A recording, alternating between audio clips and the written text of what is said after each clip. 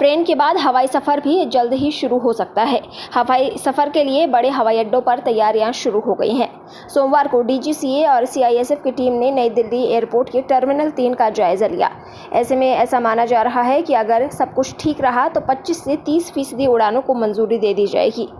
आपको बता दें कि इंडियन रेलवे 12 मई से पैसेंजर्स ट्रेनें शुरू करने की घोषणा पहले ही कर चुका है, जिसके बाद अब नज़र हवाई सफ़र पर है।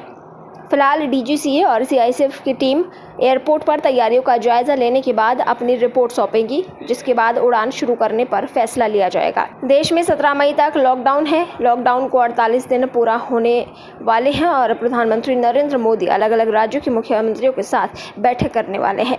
इस बैठक में लॉकडाउन पर फैसला होने की उम्मीद है। देश में कोरोना के बढ़ते मामले देखते हुए मार्च में ही ट्रेन और हवाई सफ़र पर रोक लगा दी गई थी, लेकिन धीरे धीरे अलग सेक्टर में भी कुछ छूट दी जा रही है। इंडियन रेलवे 12 मई से अपनी सेवाएं शुरू करने के लिए तैयार है।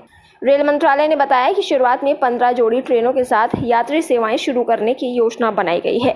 सिविल एविएशन मिनिस्ट्री की एक कमेटी ने सरकार की विमान सेवा शुरू करने से पहले सभी यात्रियों को अपने मोबाइल में आरोग्य सेतु ऐप डाउनलोड करने को अनिवार्य करने का प्रस्ताव दिया है।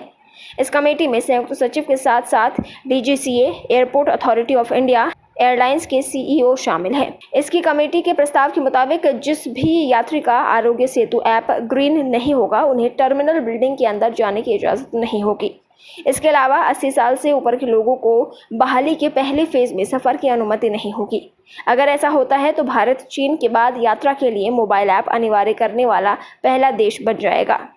एक एयरलाइन एग्जीक्यूटिव का मानना है कि सरकार को पैसेंजर्स को आरोग्य ऐप पर ग्रीन साइन नहीं होने या बुजुर्ग होने पर बोर्डिंग की अनुमति नहीं देने की जिम्मेदारी किसी भी एयरलाइंस पर नहीं डालनी चाहिए। इससे एयरपोर्ट पर परेशानी पैदा हो सकती है। सीआईएसएफ इसकी जिम्मेदार होगी। सीआईएसएफ ने ही पैसेंजर्स के लिए ऐप को अनिवार्य करने के लिए कहा था। विमानों की उड़ानों को लेकर केंद्रीय नागरिक उड्डयन मंत्री हरदीप सिंह पुरी ने कहा है कि 1 सप्ताह के भीतर घरेलू उड़ानों को शुरू किया जाएगा।